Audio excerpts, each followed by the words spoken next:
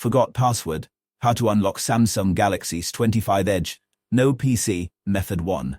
Use Samsung's Find My Mobile service. Step 1. On another device, like a phone or tablet, open a browser and go to Find My Mobile. Step 2. Log in with the Samsung account associated with your locked Galaxy S25 Edge. Step 3. Select your device from the list.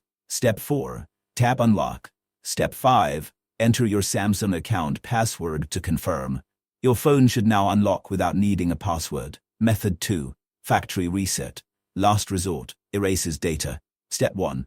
Power off your Galaxy S25 Edge completely. Step 2. Press and hold volume up and power button together until the Samsung logo appears.